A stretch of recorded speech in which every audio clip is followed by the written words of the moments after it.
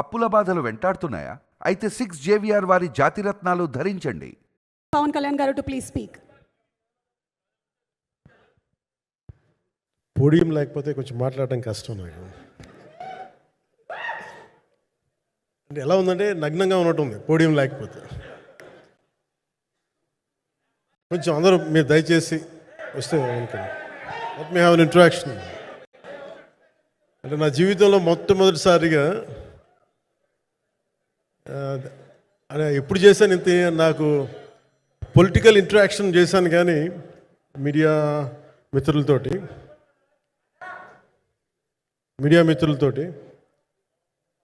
Cinema పరంగా నేను ఎప్పుడు ఆలోచించలేదు, ఎప్పుడు నాకు చేయలేదు. ఫస్ట్ టైం మొదటిసారి నేను ఎప్పుడు కొంచెం మొహాట పడతాను మాట్లాడటానికి సినిమాకి సంబంధించినంత వరకు. ఇక్కడ సినిమాని ఎలా ప్రమోట్ చేసుకోవాలో నాకు తెలియదు. పని చేయడం తెలుసు తప్ప దీన్ని అంటే మనం ఇంత చేసామని చెప్పడం ఎప్పుడు నాకు కొంచెం ఎబ్బెట్టుగాను ఇబ్బందిగా ఉంటుంది. ఇంకా నేను చాలా యాక్సిడెంటల్ యాక్టర్ అండ్ ఇంకా గత్యంతరం లేక టెక్నీషియన్ అయిన వాడిని. నాకు నచ్చే సన్నివేశాలు, నచ్చే సినిమాలు చేసుకోవడానికి. ఆ పరిస్థితుల్లో ఇది నా మొదటి ఇంటరాక్షన్. ఇది నా కూర్చోండి.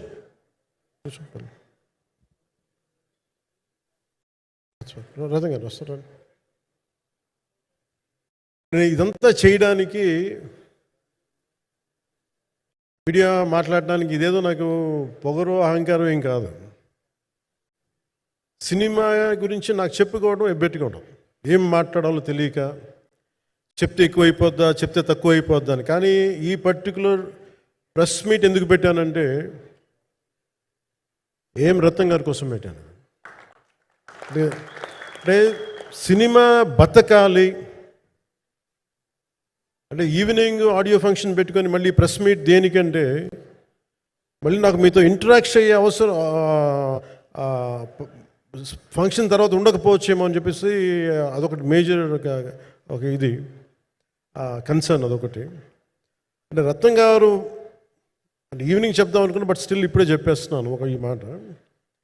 త్రివిక్రమ్ గారు రాసిన ఒక డైలాగు అజ్ఞాతవాసిలో, ఒక చిన్నపాటి సౌకర్యం కోసం, ఇక్కడ మీరు కూర్చున్న ఒక చిన్నపాటి కుర్చీ కోసం ఒక యుద్ధమే చేయాల్సి వస్తుంది. అలాంటిది ఒక సినిమాని చేయడం అంటే ఎన్నిసార్లు మినీ యుద్ధాలు చేయాలి, ఆర్థికంగా కావచ్చు, క్రియేటివ్గా కావచ్చు, వీటన్నిటికీ సంబంధించి. అలాంటిది నేను ఎప్పుడు కూడా సినిమాల్లోకి రాకముందు ఏం రత్నం గారు లాంటి వ్యక్తి నా ప్రొడ్యూసర్ అయితే బాగుండు అనుకున్నాను. భారతదేశానికి పాన్ ఇండియా సినిమాని, ముఖ్యంగా రీజనల్ సినిమాని జాతీయ స్థాయిలో తీసుకెళ్ళిన వ్యక్తి ఆయన. తమిళ సినిమాని చాలా ఛాలెంజింగ్ తెలుగులో డబ్ చేసి దాన్ని స్ట్రైట్ సినిమాలతో సమానంగా ఆడేంత సత్తా చూపించిన వ్యక్తి. Film industry creative ability, creative potentiality పెంచిన వ్యక్తి. ఈ సినిమా చాలా ఒడిదుడుకులు ఎదుర్కొంది, 2 కరోనా పరిస్థితులు ఎదుర్కొంది. అన్నిటికీ మధ్యలో సినిమా మన క్రియేటివ్గా కొంత ఇబ్బంది ఎదుర్కొంది. అల్టిమేట్ ఆబ్జెక్టివ్ సినిమా బాగా రావాలని, నేను ఎప్పుడు ఏం చేసినా సినిమా బాగా రావాలి అనుకుంటాను. ఈ సినిమాకి ప్రత్యేకించి ఆయన తపన చూసి నేను ముఖ్యంగా పొలిటికల్ ప్రాసెస్కి వెళ్ళిపోయిన తర్వాత, పాలిటిక్స్కి వెళ్ళిపోయిన తర్వాత, డైరెక్షన్ అని వీటికి దూరమై క్రియేటివ్ పార్టీకి దూరం అయిపోయిన తర్వాత, పాలిటిక్స్ నా ప్రైమరీ ఫోకస్ అయిపోయిన తర్వాత, మళ్ళీ దృష్టి పెట్టి సినిమా కావాలి మీరు చెయ్యాలని చెప్పి నా దగ్గరికి వచ్చి కోరుకున్నప్పుడు నేను ఎంత బెస్ట్ ఇవ్వగలను ఆ సినిమాకి అంత ఇచ్చాను. నేను అంటే నా బెస్ట్ ఇచ్చాను. అంటే నేను అంటే అన్నిటికంటే కూడా నేను ఇవ్వలేనిది టైం ఇవ్వలేను నేను. కానీ అలాంటి పరిస్థితుల్లో ఒక క్లైమాక్స్కి దాదాపు 57 రోజులు షూట్ చేయాల్సి వచ్చింది. మండు టెండ బాగా, ఇట్స్ కైండ్ ఆఫ్ మిడ్ మే అంటే చాలా పిచ్చి ఎండ అన్నమాట. అలాంటి ఎండల్లో చాలా కాలం తర్వాత నాకు మార్షల్ ఆర్ట్స్ నేను ఎప్పుడో నేర్చుకున్న మార్షల్ ఆర్ట్స్, ఒక ఎస్క్రీమా కానీ, ఊషు కానీ, నేను నేర్చుకున్న సెల్ఫ్ డిఫెన్స్ టెక్నిక్స్ కానీ, యుఎస్లో నేను ఒక వర్క్షాప్ చేసిన జీత్ కండో ఇవి కానీ, ఇవన్నీ ఈ సినిమాకి నాకు పనికి వచ్చినాయి. నాకు ఇవన్నీ వీళ్ళతో డిఫరెంట్ కొరియోగ్రాఫర్స్తో కూర్చొని, ప్రత్యేకించి క్లైమాక్స్ పార్ట్ ఇది అందరికీ ఇన్స్పైర్ చేసింది. మన స్థూలంగా చెప్పాలి అంటే, ఒక క్లుప్తంగా చెప్పాలి అంటే, ఈ సినిమాకి ఇదే ఆయువు పట్టింది. ఈ ఫస్ట్ పార్ట్కి ఎక్కడో కొల్లూరు నుంచి, మన కృష్ణానది తీరం కొల్లూరు, విజయవాడ సమీపంలో ఉన్న కొల్లూరు ప్రాంతం నుంచి దొరికిన ఒక కోహినూరు వజ్రం నుంచి అది ఎటు మన గోల్కొండ రాజుల దాకా వచ్చింది, మన హైదరాబాద్ సుల్తాన్ల దాకా ఎలా వచ్చింది, దీని ట్రావెల్ ఇటు వెళ్ళింది. ఇవన్నీ జరిగినప్పుడు దీని నేపథ్యంలో జరిగే కథ ఇది. ముఖ్యంగా ఈ ఫౌండేషనల్ వర్క్ చేసిన వ్యక్తి క్రిష్ జాగర్లమూడి గారు చాలా హై కాన్సెప్ట్తో పట్టుకొచ్చారు దీన్ని. ఆయనను రత్నం గారు నా దగ్గరికి వచ్చినప్పుడు చాలా బాగా నచ్చి వెంటనే చేశాను. చేసిన తర్వాత ఒక్కొక్కటి కరోనా నిజంగా ఇంపాక్ట్ వచ్చింది. అంటే ఎలా ఉండదంటే, ఎంత హార్డ్గా ఉండదంటే ఇండస్ట్రీ, అది ఎవరిని తప్పుపట్టలేము.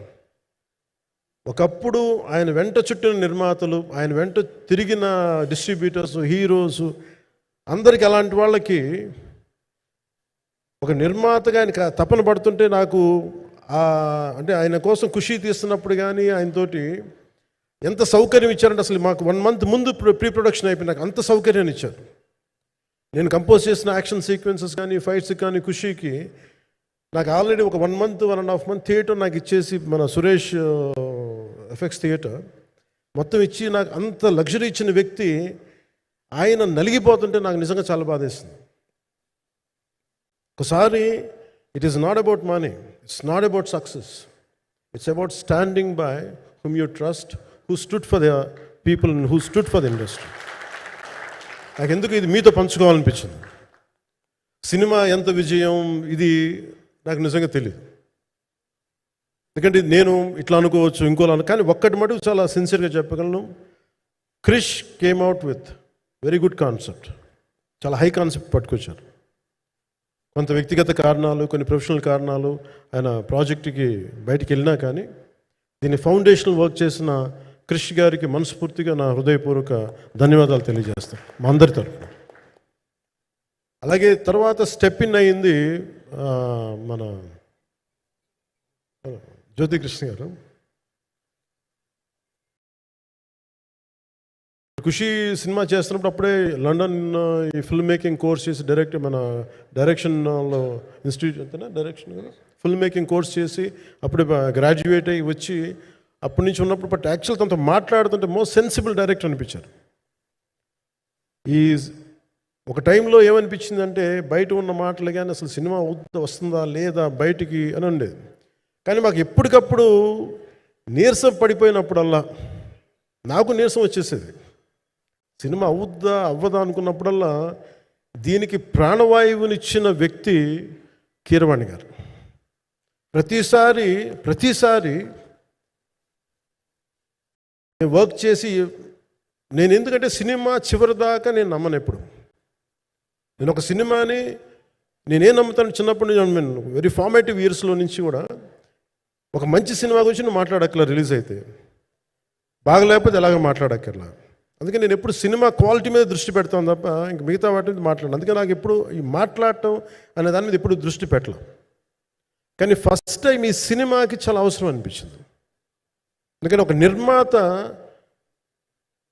నిర్మాతలు కనుమరుగవుతున్న ఈ సమయంలో ఒక బలమైన సినిమా తీసి ఒడిదుడుకుల్ని తట్టుకోగలిగి ఒక నిర్మాత కనుమరుగవ్వకూడదు.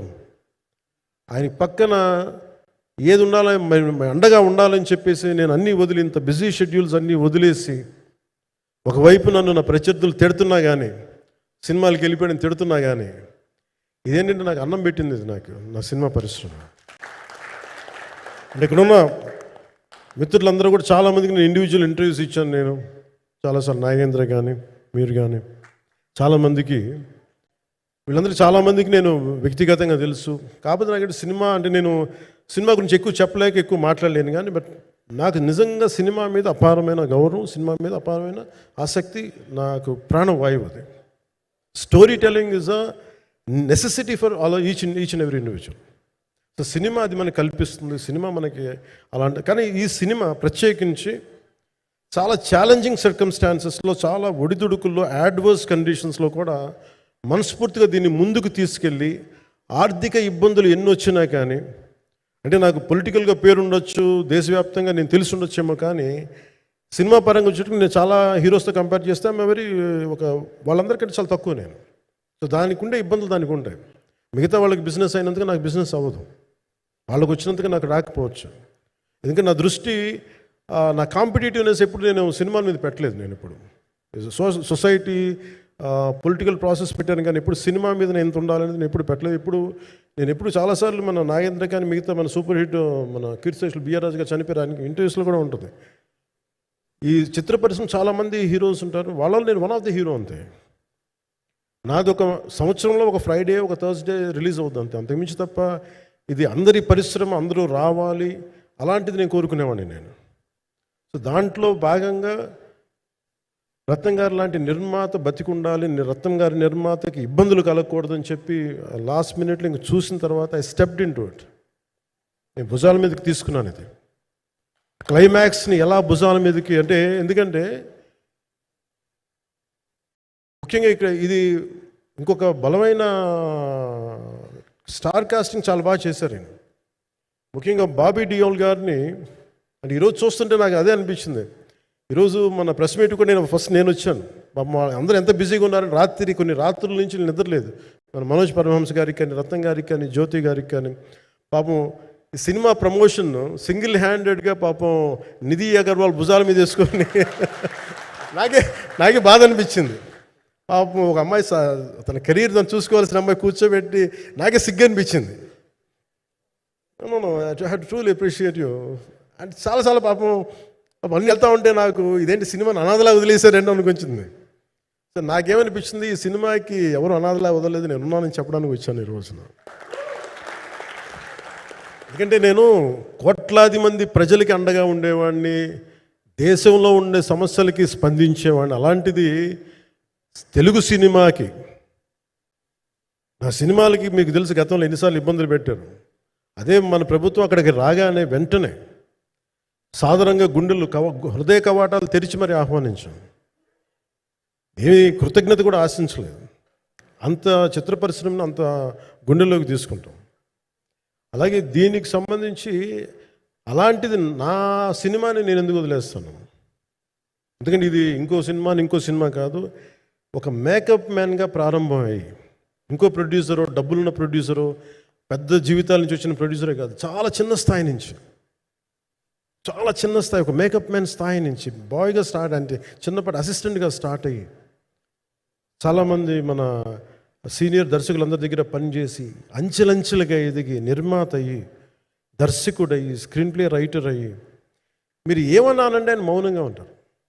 ఎవరు ఎన్ని ఇబ్బందులు పెట్టినా మౌనంగా ఉంటారు. ఆయన మౌనం ఒకసారి నాకు విపరీత అసహనానికి గురి చేసేస్తుంది. మీరు ఏదైనా మాట్లాడాలంటే ఎవరు ఇబ్బందులు పెట్టి ఏం ఎదురు తిరగరు ఏంటంటే ఇలా అంటారు, ఏం చేయాలి. ఇంకా ఇలాంటి వ్యక్తికి ఆయన మౌనం నన్ను ఇలా రోడ్ల మీదకి వచ్చి ఇలా మీ దగ్గరికి ముందు నుంచోబెట్టింది. అంటే ఆయన ఏంటంటే చెప్తారు, ఆయన మౌనం అంటే రమణ మహర్షి నుంచి బాగా నేర్చుకున్నట్టున్నారు. మౌనం అన్నిటికీ సమాధానం.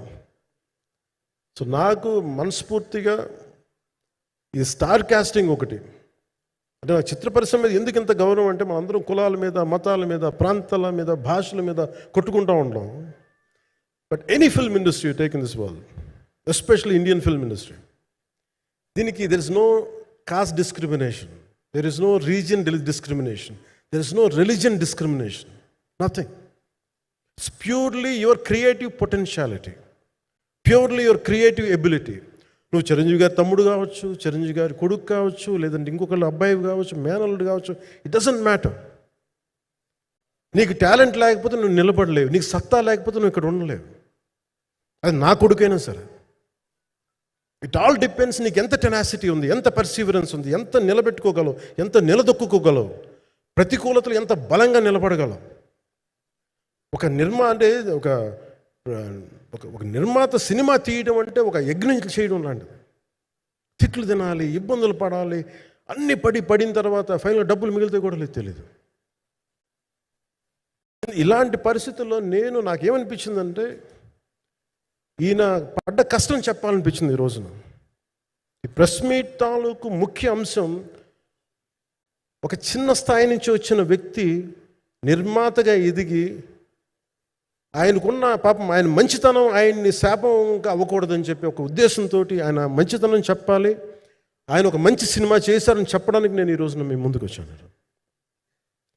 ఎందుకంటే నేనేం నమ్ముతానంటే సినిమా బాగుంటే ఎలాగో చూస్తారు, దీని గురించి చెప్పక్కర్లేదు. సినిమా బాగాలేకపోతే ఎలాగో చూడరు, మీరు ఎంత పబ్లిసిటీలు చేయండి ఇవన్నీ అనుకోండి. అందుకే నేను పెద్ద ఎక్కువ మాట్లాడడానికి ప్రయత్నం చేయను. కానీ ఈ పర్టికులర్ రోజు మటుకు, ప్రత్యేక ఈ రోజు మటుకు ఆయన పడ్డ కష్టం ఈ సినిమాకి, అలాగే ఒక్కొక్క కాస్టింగ్ ఆయన చేసింది, దీనికి నేను క్రిష్ గారిని కూడా చాలా మనస్ఫూర్తిగా అభినందిస్తున్నాను. ఎందుకంటే ఆయన కూర్చున్నప్పుడు ఎంతమందిని పెట్టాం, ఒక ఔరంగజేబ్గా మిగతా నటులు ఒకళ్ళిద్దరు యాక్టర్స్ని పెట్టి కూడా ఒకళ్ళ చేత యాక్ట్ చేయించాం ఒకళ్ళ చేత. కానీ Bobby Deol so apt for Aurangzeb, ఎంత కన్విక్షన్తో చేశాను. అప్పటికి ఆయనకి ఇంకా ఆయన చేసిన హిందీ సినిమాలు కూడా రాలేదు ఇంకా ఆయనకి. ఎంత కన్విక్షన్తో చేశారంటే నాకు నిజంగా ఆయనతో యాక్ట్ చేయడం చాలా ఆనందాన్ని ఇచ్చింది.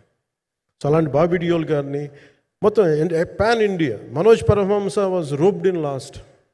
ఇంకా సినిమా ఎట్లా మనం అయిపోవాలి, నేను పాలిటిక్స్కి వెళ్ళిపోయిన తర్వాత డిప్యూటీ సీఎం బాధ్యతలు తీసుకున్న తర్వాత అందరికీ అయిపోయింది, ఇంకా సినిమాలు చేయలేడు ఇతను, ఎలా చేస్తాడంటే నాకు తెలుసు కష్టం అని.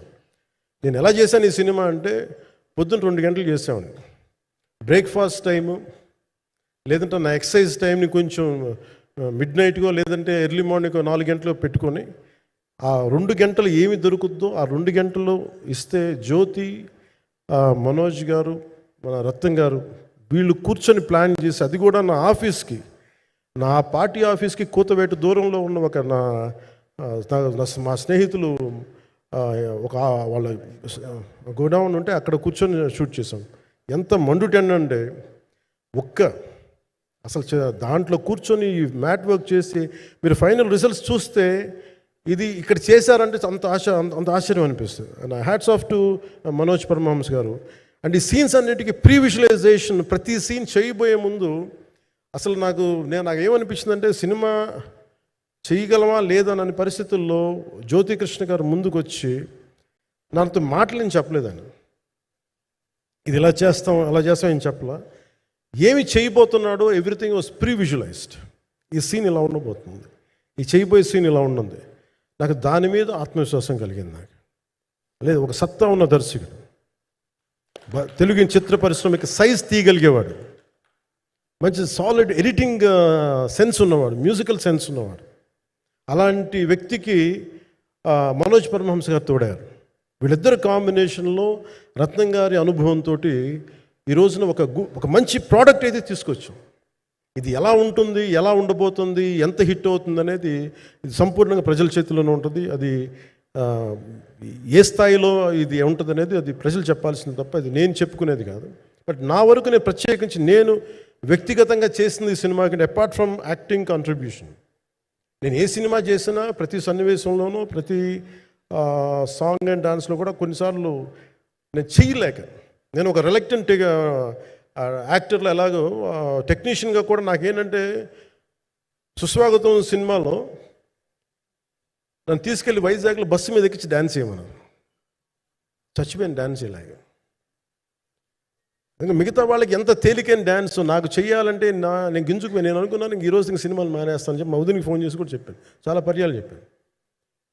అలాంటి అందుకని నాకేంటంటే సాంగ్ అండ్ డ్యాన్స్ కూడా నేను ఎలా చేయగలను దానికి అనుకోగా నేను ఎత్తుక్కుంటాను.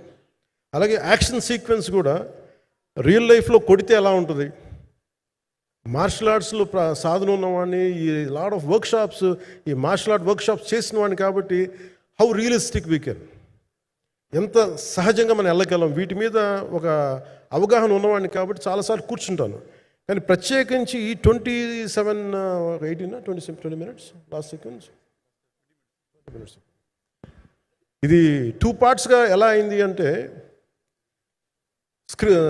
ఒరిజినల్ థాట్ క్రిష్ గారి దగ్గర నుంచి వచ్చినప్పుడు ఇట్ వాస్ క్వైట్ లాంగ్ ఒక నిర్ణయం. ఈ సినిమా ఒక పాటలో అవుద్దని అనేవాడు మొదటి నుంచి. బట్ లేటర్ వాళ్ళు డిసైడ్ చేసుకొని ఒక టైంలో ఇది అవ్వదు, you want make it is 2 parts అనుకున్నప్పుడు ఎక్కడికి వచ్చి ఆగిందంటే ఈ క్లైమాక్స్ దగ్గరికి వచ్చి ఆగింది ఫస్ట్ పార్ట్.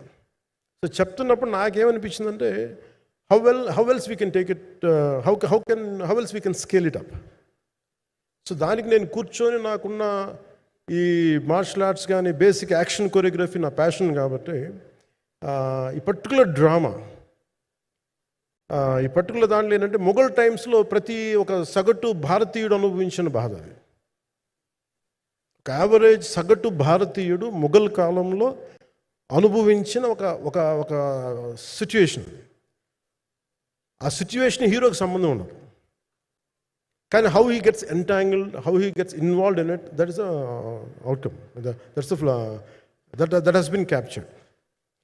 సో దీన్ని ఒక 57 days మేము చేయగలిగామంటే, ఆ రోజు నాకు కనుక మన జ్యోతి గారు ఉండుంటే పక్కన, maybe I would done it in at least ఒక 50% ఆఫ్ ఇట్. ఎందుకంటే నేను చెప్పింది అలా చేయగలరు ఇవన్నీ కూర్చోబెట్టి వీ డిడ్ అవర్ బెస్ట్. అంటే నేనేమనుకున్నాను అంటే క్లైమాక్స్ చేసేటప్పుడు ఇంక నేను తర్వాత సినిమాలు చేస్తానో కూడా లేదో నాకు తెలియదు, కానీ నాకు ఇష్టమైన నిర్మాత, తెలుగు చిత్ర పరిశ్రమకి నిజంగా ఒక అండగా ఉన్న నిర్మాత, I want give my best to him. నేను అందుకని ఆంధ్రప్రదేశ్ ప్రభుత్వానికి కూడా మన ముఖ్యమంత్రి గారికి కూడా తెలియజేశాను. ఈయన్ని ఫిల్మ్ డెవలప్మెంట్ కార్పొరేషన్కి చైర్మన్ నేను ప్రతిపాదించాను. అంటే నాకేంటంటే I don't want it to be a political, ఆయన నా నిర్మాతని కాదు, ఈయన అందరు హీరోలతో తీశారు. ఈయన పాన్ ఇండియాలో ప్రతి ఒక్కరు తెలిసి ఈయనంటే, ఇలాంటి వ్యక్తి ఉంటే మన తెలుగు చిత్ర పరిశ్రమకి బాగుంటుంది. అలాగే ప్రత్యేకించి తెలుగు చిత్ర పరిశ్రమ అనేది నాకు ఈ టాలీవుడ్ అనే పదాలు నాకు వాడటం నాకు ఇష్టం ఉండదు. Bollywood, Tollywood, Kollywood, Mollywood, why should we ape Hollywood? We have a greater story narrative ability మన దగ్గర ఉంది. We have a greater story telling ability. We don't have to ape Hollywood. We take the best practices of Hollywood, but not necessarily the name of Hollywood. వాళ్ళకున్న professionalism మనం నేర్చుకోవాలి, వాళ్ళకున్న commitment నేర్చుకోవాలి, వాళ్ళకున్న production designing ability మనం తీసుకురాగలగాలి.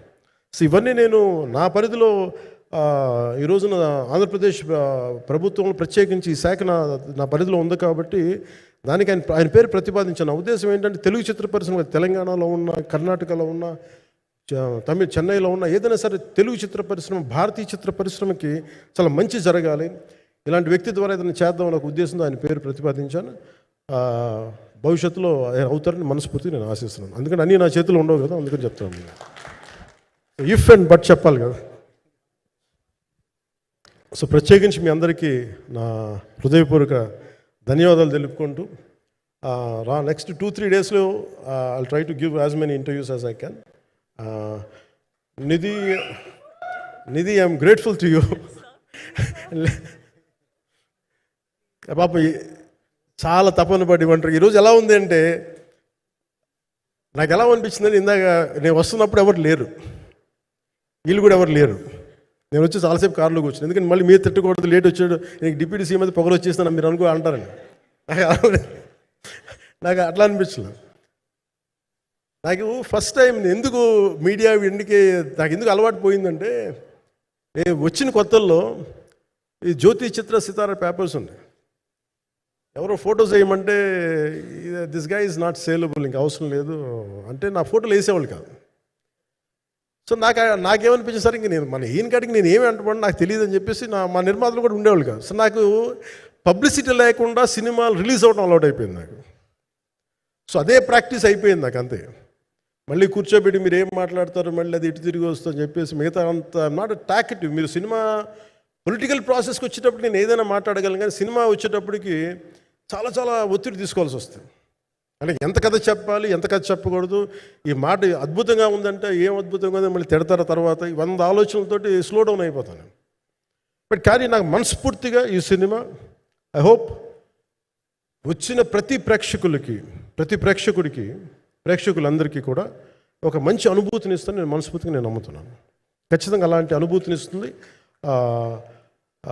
మీరు థియేటర్లోంచి బయటికి వెళ్ళేటప్పుడు మటుకు will go with a very ఒక ఎనర్జెటిక్ ఫీల్తో వెళ్తాయి. అంతవరకు చెప్పగలను నేను. ఎందుకంటే నేనే నమ్ముతాను, సినిమాకి వెళ్ళేటప్పుడు సినిమా ఒక స్టోరీ చెప్పినప్పుడు నా జీవితంలో చిన్నపాటి ప్రభావం చూపించాలి.